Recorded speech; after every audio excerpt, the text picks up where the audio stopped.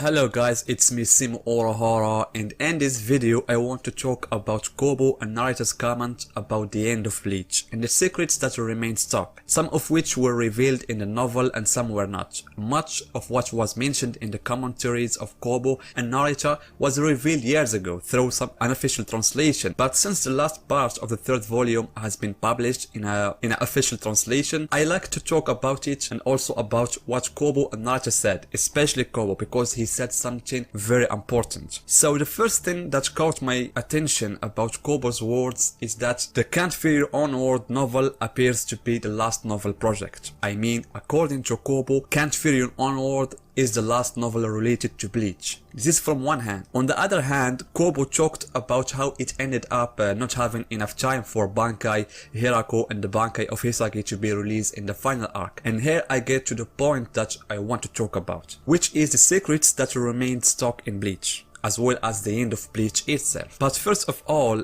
so that no one will jump again out of nowhere and tell me that I hate Bleach or Kubo, please stop. When I love someone, I like to see him as the best. So like a father with his son. He warns him about certain things. He wants to see him to be the best. And this is what I do with Bleach. Although it's almost over, of course there's still the anime, which remains the last solution. But something inside me saddens me when I read such statement, and I would like to share it with you guys. So before we talk about Narita's important words and Kubo also, we all agree that Kubo's disease at the beginning of the last arc had a significant role in the end of Bleach, and Kubo was talking about that since the beginning. I mean, in volume 58 he was talking about that. But now Narita gave us another corner of the story. Narita said that when he heard from Kubo that he wanted to finish the story in a year or two, he was surprised. And here is the paragraph in front of you. I don't know exactly when did Kubo tell Narita about it, but according to the official translation, he intended to finish Bleach in a year or two. And Narita then says that Kubo has officially informed the editorial department that he will finish Bleach within a year. In the unofficial translation, they said the same thing, that Kubo wanted to finish it in a year or two. But when the application was sent to the editorial department, they are the ones who told him that he should finish the story in a year. But as you can see in the official translation, this has not been indicated. And as an information, it is known that the big and famous mangas should inform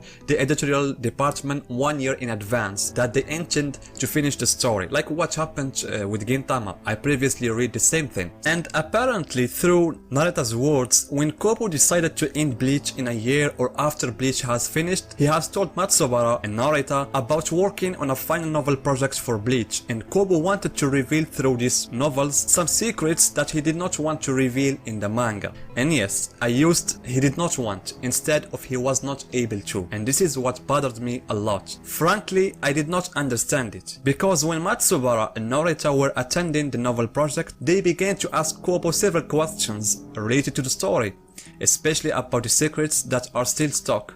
What happened here? How about these events?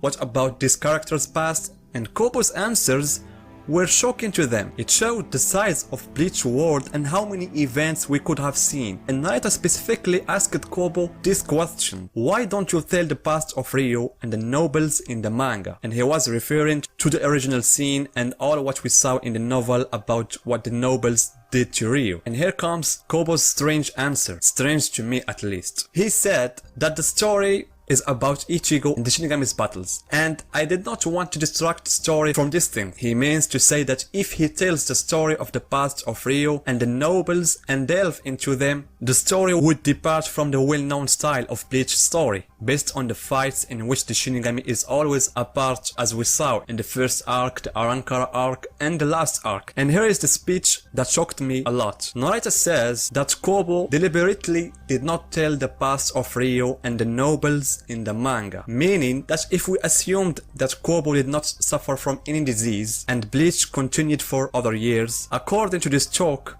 Kobo would not have revealed Ryu's past and its relationship with the nobles or any deeper in this subject. And this is, frankly, the thing that I did not agree with. And I do not see it as a convincing reason, at least for me. It is true that narrator said that he was satisfied with Kobo's answers, but this answer is not convincing for several reasons. The first of which is that there are several things in the last arc that contradict Kobo's words. If you weren't at all going to talk about Ryu's past, which is one of the main pillars of the story, why did you originally make several secrets around him that you will not reveal? Ryu could have been just a big Hogyoku or just something that makes the words stand out without any background or complications. So you will not have to explain anything, but only a sample chapter in which you explain that thing, and keeps the method that you say you want to make, I mean the story about Ichigo and the Shinigami's battles. But for you to come in the last half of the final arc and make Ryu without legs and arms and hint the presence of a right arm and left arm and the king's heart and the issue of Yhwach's relationship with the Soul King, and these are things that fall within the framework of the secrets that the author sets in order to reveal them later and not to evade them. As for saying that I have all the characters' pasts and I even have how I built Bleach worlds and yet I will not reveal them because it will make the story move away from the main plot, so why did you originally mention it?